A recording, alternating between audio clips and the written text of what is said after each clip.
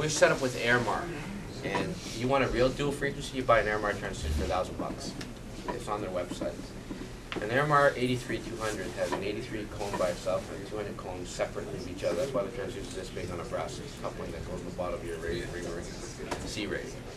$1,000 cost for these transducers. They have separate pods, period. Each one's an independent of each other.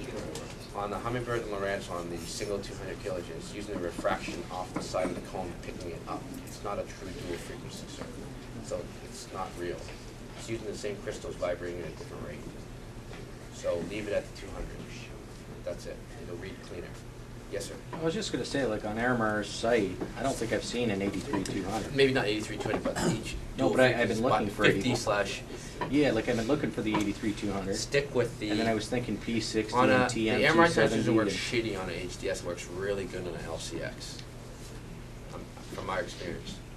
You can ask Gavin, because I deal with the rich charter guys that don't give a shit about $1,000. And after they buy it, I go, you don't need it. I'm not making money off them, so I don't give a shit, right? And I say, you don't need it. And they don't listen to me because they want to spend $1,000 on it. So what would be the best 83200? The stock Lowrance.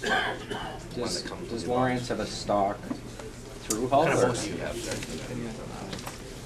Glass or aluminum? Well, let's say a Wellcraft 252. That's a glass boat. Yeah. The Wellcraft has a hole in the bottom, probably. It has an Airmar hole. Lowrance makes a plastic fairing that goes into that, probably. It's on the Lowrance website, and it's not much more than the regular Lowrance transducer. Okay. Do you have an HDS or LCX? HDS.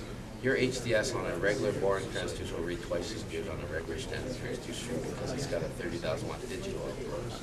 You don't need to spend the money. I'm telling you, I got a. I'll talk to you after that. That's good. My bass boat, I got a 300 horse race motor in the back of a bass boat. And my boat does 78.6, and stock Lowrance transducer works a lot better than anything you want to buy. It's factory glass fed. My old Ranger was overpowered. It was an old X15 grade transducer. On my HDS, it read fine, no temperature on it. I didn't care, it was inside the hull. So I never changed it. I'm just telling you, just use it. I'm not asking you to spend the money, you don't need it. I don't need it. Okay, yeah. Ask Gavin. He's more technical than anybody. Yeah, because it's really hard to find reviews on transducers, you know? Don't spend the money. Yeah. You're more worried about the reviews than your setup. It's way more important. Yeah. It's way more important. The setup, as I said, I program probably 4,000 units a year, and none of them are set up, not one. Not one unit set up. It doesn't matter how geeky the guy is, doesn't matter how much he knows on the internet. It makes no difference. I just do it my way, tell the guy to try it. Typically they call me back and I say, I don't know what you did, but it's incredible. Good enough, I did the job. It's just programming. Just keep it simple. Yes, sir. When you're in structure scan or sonar, how far back can you scroll? Is there a prescribed period of time? You can go backwards on it and it'll reprint it backwards as you go down the screen with the cursor. How far can you go? You can record it on an 8 gig card and play it back at home instead, and then play it back because every time you waypoint it, it'll save it on the map regardless. A lot of guys do that because they troll faster and they're not trying to fall asleep for 8 hours of trolling when they're side imagery. So you can play it on a card and record it, play it back and save waypoints on it. A lot of guys do that route. You need software to do that, right? Okay. I fish with another non-technical person. We don't even have a website in the store because I don't know how to use a computer, if you can believe that. You can ask Gavin that. I don't even know how to program a phone number in a cell phone, but I know how to set up a fish finder. That's all that matters. Okay.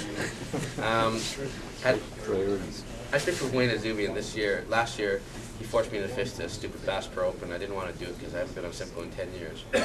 And I said, where the hell is everybody going? And he goes, McRae Shoal. And I go, how deep is everyone going to be? He goes, 32 feet of water. I go, do you have any rock piles there? He goes, nope. We go to McRae Shoal. Top 15 teams are all there. They're all 22 to 36 feet of water. So we do a loop for 10 minutes at 5 miles an hour around McRae Shoal. So it's a big shoal. We did 1 week. We marked 20 rock piles. And of the 20 mark piles, no boat on it, move the cursor, waypoint it. Move the cursor, boat on it, don't save it. Move the cursor, there's no boat on it, waypoint it. Oops, there's some waypoints in 40 feet of water. So we marked about 30 rock piles, and we hit each one.